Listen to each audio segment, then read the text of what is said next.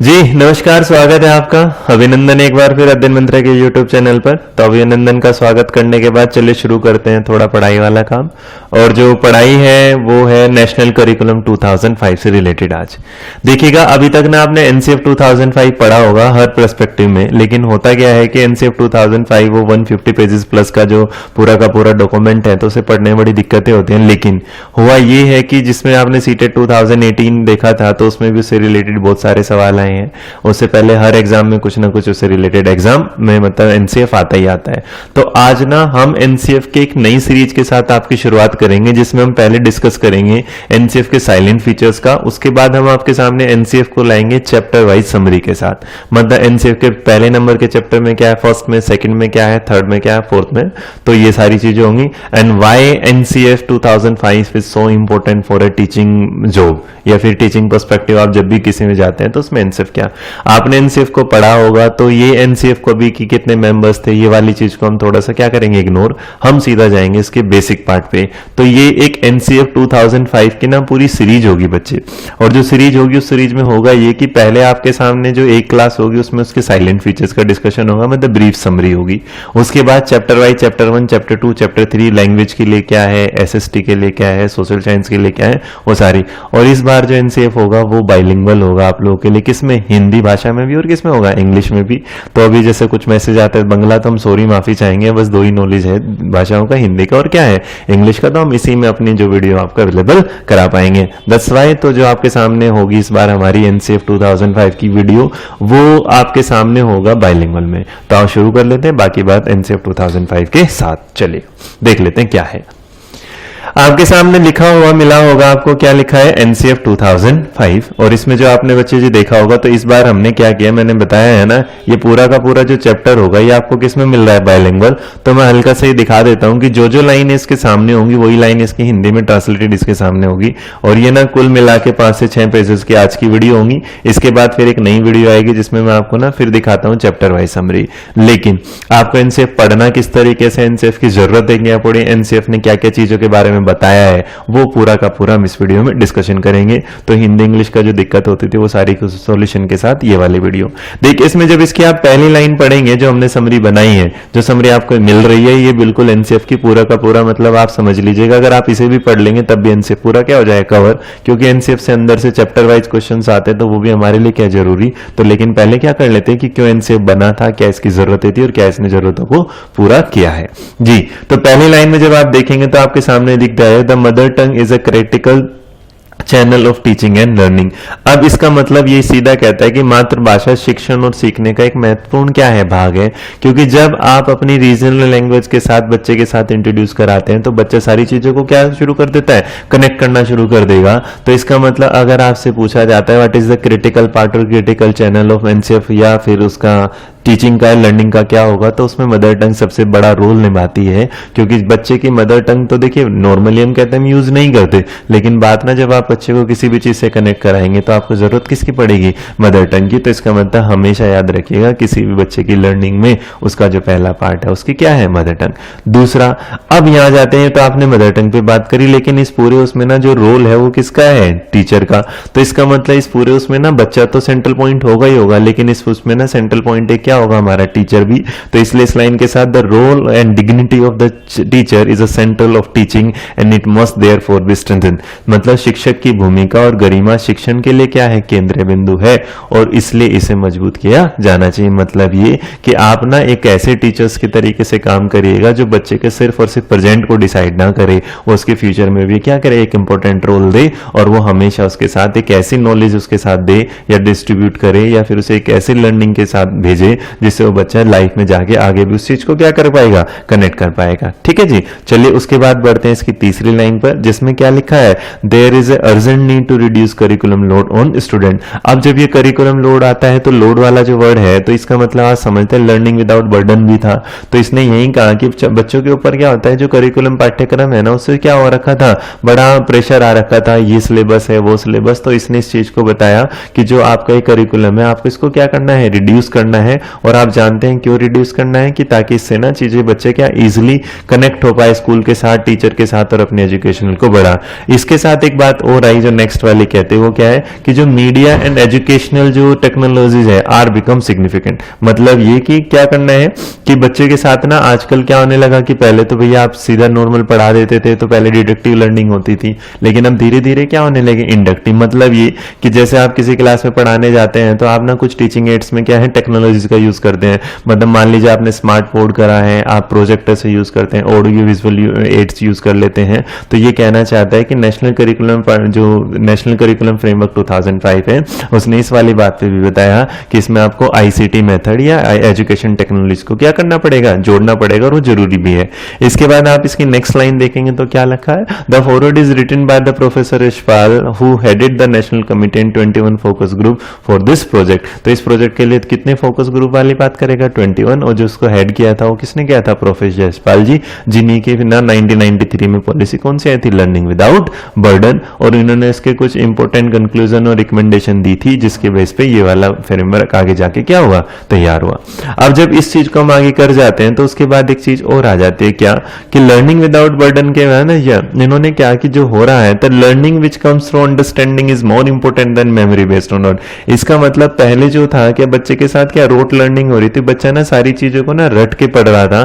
तो इन्होंने ये वाली बात कहा कि अब बच्चा रटे ना, रटने के बाद बच्चा चीजें क्या है, रटने के तो रखे थे साइड, और बच्चा चीजों को क्या करे, समझे और क्या करे, अंडरस्टैंडिंग। इसका मतलब वो लर्निंग बाय डूइंग के प्रोसेस पे ज्यादा रहे, किसी को रूट लर्निंग और क्रैमिंग के चक्कर से क्या निकले बाहर। तो बच्चा रटेगा नहीं, चीजों को समझेगा तो वो इजिली क्या कर पाएगा, उसकी ना एक परमानेंट मेमोरी में चला जाएगा। इसका मतलब एनसीएफ 2005 इस बात पे भी अपना जो एडवोकेट ये एड्रेस करता है बच्चों को कि आप क्या करिएगा, आप रूट लर्निंग से हटिएगा और आप किसकी तरफ बढ़िएगा, अंडरस्टैंडिंग के साथ बढ़िएगा। इसीलिए अब ये लाइन भी इसकी बड़ी इंपॉर्टेंट है, डाइवर्सिटी, क्योंकि आपकी जो क्लास है ना वो एक डाइवर्स क्लासरूम होता है जिसमें अलग अलग बैकग्राउंड से अलग अलग एरिया से बच्चे आते हैं, तो उनको एक साथ कनेक्ट करना। तो इन्होंने यही कहा कि डाइवर्सिटी कैन इनरिच लर्निंग, कि डाइवर्सिटी जो बताया ना, कई इलाकों से कई एरिया से जो लोग आते हैं उसे इनरिच करेंगे। तो इसमें कई भाई बैकग्राउंड किसी का मान लीजिएगा कोई आ रहा है असम से आ रहा है, कोई आप समझ लीजिएगा कहाँ से आ रहा है, हरियाणा से आ रहा है, कोई यूपी से आ रहा है, कोई राजस्थान से आ रहा है, कोई नागालैंड से आ रहा है। तो इस तरह से एक अलग अलग क्या है डाइवर्सिटी, और इसमें बच्चा ना अलग अलग लैंग्वेज को सीखेगा। तो इसका मतलब उसे एग्जाम्पल के तौर पर आप एक अच्छी चीजें लीजिएगा ताकि सब लोग एक दूसरे के साथ ऑल टुगेदर फॉर्म में पढ़ पाए।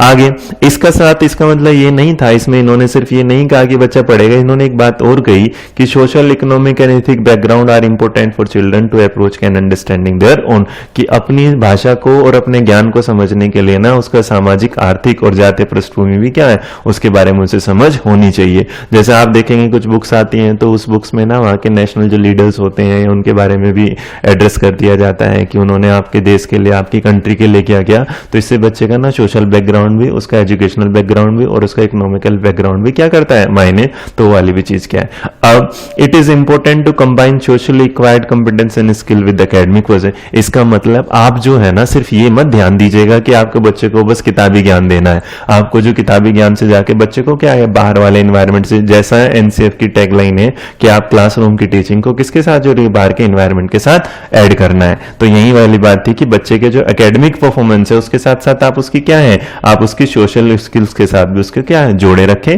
और उसका दोनों को क्या करें, कंबाइन करके कराएं ताकि बच्चा ना हर लेवल पे जाके हर तरीके से चीजों को सोच पाए। अब बात यह है कि एनसीएफ 2005 की हिस्ट्री मतलब इसकी जरूरत क्यों पड़ी। तो इसकी हिस्ट्री इतिहास में यही वाली कि जब लर्निंग विदाउट बर्डन में जो कुछ कॉन्सेप्ट आए थे तो उसको लेके ना फिर एनसीएफ आया था 2000 वाला, और जब 2000 में कुछ चीजों की और जरूरत पड़ी तो बच्चे जो उसके बाद जो जरूरत हुई किसकी हुई, 2005। तो इसका मतलब जो बेस बनाया गया था वो क्या था, लर्निंग विदाउट बर्डन। और उसके बाद 2000 वाला एनसीएफ था ना, आपने एनसीएफसी तो national curriculum framework for school education 2000। तो इसमें ना बच्चे जी थोड़ा सा ना अगर शॉर्ट फॉर्म है तो प्लीज इनको भी अच्छे से याद रखिएगा क्योंकि अब कुछ नहीं पता, क्योंकि सीटेट बदल रहा है।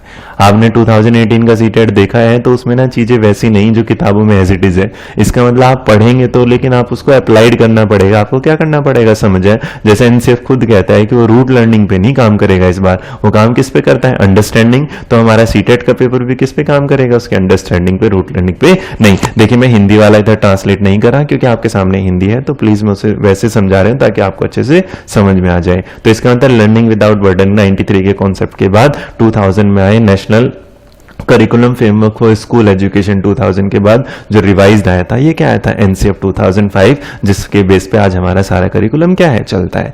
इसके बाद नेक्स्ट आ जाता है ये कि ये बोर्ड एम ऑफ एजुकेशन का था कि जो शिक्षा है ना, ये बस ऐसा नहीं कि इसको शॉर्ट टर्म कर दो, इसका ना बोर्ड ये व्यापक तौर से फैले बच्चे के सामने एक चीज के जानने के बाद क्या हो दूसरी। देखिए इसमें है ना, thinking and behaving independently, being sensitive toward others, being able to deal with new situation, participating in democratic process, contributing to economic process and social image. इसका मतलब इस चीज का ये ना थे कि बस आप क्लासरूम में ही बच्चे को रोके रखें वहीं से। वो ये कहता है कि बच्चा ना इंडिपेंडेंटली क्या करेगा, चीजों को सोच पाएगा और सोचने के बाद वो दूसरे के प्रति क्या करेगा, मतलब एक दूसरे के लिए ये भी सोचेगा कि यार इसका नुकसान फायदा, ये सारी चीजें मतलब ये कंबाइन उसमें काम करे, कलेक्टिव फॉर्म में काम करेगा और इससे ना इकोनॉमिकली भी वो सोच पाएगा कितनी सारी चीजें। तो इसका मतलब हम एनसीएफ को सिर्फ इसलिए नहीं करते कि वो पढ़ाई से जुड़ा रहे, मतलब पढ़ाई के साथ साथ सोशल, इकोनॉमिक और पर्सनल भी होता चला जाए, जिसमें आप एक दूसरे के लिए भी ध्यान दे पाए। नेक्स्ट जो कहता है बच्चा जी, ये कहता है कि इसके 5 guiding principles of curriculum development है। इसका मतलब ये जो 5 गाइडिंग प्रिंसिपल्स हैं वो कौन है। अगर मैं आपसे कहूं कि अभी तक एनसीएफ केस में सबसे जो मोस्ट इंपोर्टेंट, तो मेरे बच्चे ये पांचों के पांचों पार्ट ना बड़े इंपोर्टेंट है, प्लीज इन्हें ध्यान से समझिएगा, समझा मैं देता हूं, सुनिएगा। तो इन्होंने कहा पहले वाला तो connecting knowledge to life outside the school. तो इसका मतलब एनसीएफ के जो बेस 5 गाइडलाइंस हैं उनको ध्यान रखने में सबसे पहला क्या है, पहला कि ज्ञान को स्कूल के बाहर के जीवन से भी क्या करना है, जोड़ना है, तो पहला। दूसरे वाला कहता है shifting away from rote methods. इसका मतलब जो रटने वाली विधि है आप उसे क्या करिए, उसे शिफ्ट करिएगा और बच्चे को कहां लाइएगा, अंडरस्टैंडिंग की तरफ लाइएगा। तो इसका मतलब वो बच्चा वहां समझ पाएगा। देखिए एक चीज होता है, मान लीजिएगा एक एग्जांपल है, आप ही टीचर बनेंगे तो आप हमेशा ना एक ऐसा टीचर पसंद करते हैं जो आपको समझाए। आप ऐसा टीचर नहीं ना कि जो किताबों में से पढ़ दे। तो आप हमेशा सोचेंगे कि अगर ये पढ़ने वाली चीज है तो मैं खुद भी पढ़ सकता हूं, क्योंकि जब आप पढ़ते हैं तो कभी ना कभी आप क्योंकि टीचर बनने वाले हैं तो सामने को क्या करना पड़ेगा, समझाना भी। तो इसीलिए जो एनसीएफ था उसने भी यही वाली बात कही कि आप बच्चे को बस स्कूल से मत जोड़िएगा, उसे क्या करिएगा, सोशल, और दूसरा उसे रटवाइएगा मत, क्रैमिंग मत करिएगा। उसे क्या करना है, उसके साथ ना उससे क्या करना है कि उसके नॉलेज को क्या कनेक्ट करना है उसके दूसरे के साथ या दूसरे सब्जेक्ट के साथ। तीसरे वाले जो पॉइंट इसका कहता हो, क्या कहता है, enrich the curriculum beyond textbook. इसका मतलब बस ये नहीं कि जो किताबों का ज्ञान है आप वहीं तक समेटिएगा, वो कहता है कि इस किताबी ज्ञान से भी बाहर की तरफ लेके चलिएगा और उस पाठ्यक्रम के साथ उसे क्या करना है, जोड़ना है। मतलब आउटसाइडर लाइफ को किसके साथ जोड़ना है, बुक, और इससे क्या करें, करिकुलम बढ़ेगा, चलेगा। नेक्स्ट आप देखेंगे तो क्या कहता है, मेकिंग एग्जामिनेशन मोर फ्लेक्सिबल। इसका मतलब जो एग्जामिनेशन की प्रक्रिया है उसे थोड़ा सा क्या बनाना है, फ्लेक्सिबल, लचीला बनाना है, ताकि बच्चे उसे समझे। और उसके लिए ये नहीं कि प्री बोर्ड के एग्जाम है वो रिड्यूस बर्डन डेंजर उसके साथ कंफ्यूज रहे, तो इसका मतलब वो बड़ा ना कंफ्यूज हो जाता है। तो आपको क्या करना है, जो एग्जामिनेशन प्रोसेस उसे क्या कर दीजिएगा, फ्लेक्सिबल। जैसा कि आप देखते थे पास फेल से हटा के करिकुलर और को करिकुलर एक्टिविटीज के साथ को ऐड कर देना। इसके बाद नेक्स्ट वाला जो होता है वो क्या कहता है, nurturing an identity based on the concern of the democratic polity of the country. और ये कहता है कि देश का जो लोकतांत्रिक जो राजनीति है उसके बेस पे भी बच्चा क्या कर पाए, सोच पाए, और इसी तरह उसकी चीजें क्या हो, नर्चर हो। तो इसका मतलब जो बेस्ट 5 गाइडलाइंस है एनसीएफ की उसमें हमेशा याद रखिएगा। और 5 कोई बच्चे जो मैं अगर कंक्लूड करूं तो वो एक ही बात बोलेगा कि बच्चे की लाइफ को स्कूल की लाइफ से हटा के उसकी बाहर की लाइफ के साथ भी क्या करना है, ऐड करना है। मैं क्लियर है जी वाली बात। चलिए आगे बढ़ जाते हैं। तो आगे जब बढ़ेंगे तो आगे जो कहता है देखिए ये इसके साथ जो 4th वाला पार्ट में कहता है new ideas to current curricular areas, की वर्तमान जो पाठ्यक्रम चल रहा है जो करिकुलम है उसके क्षेत्रों के लिए क्या है, नई थिंकिंग और नई बातें भी लेके आया है। जैसे आप बात करते हैं किस पे, लैंग्वेज पे। तो जो लैंग्वेज पे यहाँ बात करता है वो क्या कहता है, एम्फेसिस ऑन मदर टंग, कि ठीक है कि भाषा मातृभाषा पर क्या देगा, जोर, लेकिन लर्निंग किसकी कराएगा, वहां पे इंग्लिश की प्रोफिशिएंसी। इसका मतलब बच्चा धीरे धीरे अपनी मदर टंग मान लीजिएगा वो हिंदी है तो हिंदी से बढ़ के वो किसकी तरह बढ़ेगा, इंग्लिश के बाद। उसी दूसरी तरफ जो एक डर बना रहता है बच्चे के दिमाग में हमेशा किसका, मैथमेटिक्स का। तो आप ना बच्चे को जब मैथमेटिक्स पढ़ाएं तो इनहेंस कराएंगे चाइल्ड के ability to reason and to visualise abstraction. मतलब ये कि बच्चा खाली मैथ को पढ़े ना, मैथ के बारे में क्या करे, सोचे, और उसके एब्स्ट्रैक्ट उसके अमूर्त जाकर और विजुअलाइज करे, जैसे हम कहते हैं। इसीलिए मैथमेटिक्स का जब एनसीएफ पढ़ा जाता है तो उसके अंदर 3 वर्ड आते हैं, एक आता है एम्बिशियस, एक आता है कोहेरेंट और एक क्या आता है इम्पोर्टेंट। एम्बिशियस कहता है कि जो आपके हायर गोल को अचीव करेगा, बेटा कोहेरेंट करेगा वो दूसरे सब्जेक्ट के साथ जोड़ेगा, और जो इंपॉर्टेंट है उसका मतलब क्या करेगा, रियल लाइफ से जोड़ेगा। और इसी रियल लाइफ को जोड़ने की बात अभी तक हमारा एनसीएफ हमें हमेशा क्या है, बोलता है। इसके साथ साथ इसमें मैथ नहीं, बात किसकी है, साइंस की। तो आप साइंस को जब इंट्रोड्यूस करें ना तो उसके साथ ना इन्वायरमेंटल इश्यूज को भी लेके चले, ताकि बच्चा अपने एरिया, अपने सोशल चीजों को भी कनेक्ट रहे, और साथ साथ में ना आउटडोर प्रोजेक्ट के लिए भी जाए। और बच्चे जी लास्ट में इसको क्या कहता है, सोशल साइंस, वो कहता है इंक्लूड करिएगा पर्सपेक्टिव और marginalised group, gender and critical social issues. इसका मतलब जो पिछड़ा हुआ वर्ग है, जो लिंग है, और महत्वपूर्ण सामाजिक में जैसे इस बार एक सवाल भी आया था ना, मिथ वाला और जेंडर बायस वाला, तो उन सारी चीजों को बच्चा समझे और सबको एक साथ लेके क्या करेगा, चलेगा। Now one another most important जो इसका पॉइंट निकलेगा वो क्या है, silent point in educative summary. इसका मतलब जो एनसीएफ है उसकी साइलेंट समरी क्या कहती है, तो चल लीजिएगा। New curricular areas, new curricular areas में इसका मतलब आप ना बच्चे की जो टीचिंग के एकेडमिक वाला, जैसे आप जब एनसीएफ के बीच में, वैसे भी आप सी से एक वर्ड पढ़ते हैं ना, तो एक वर्ड क्या आता है, नेशनल करिकुलम फ्रेमवर्क के साथ जब आता है तो आपने सीसीई पढ़ा होगा। सीसी का मतलब कॉन्टिन्यूअस एंड कॉम्प्रिहेंसिव इवैल्यूएशन।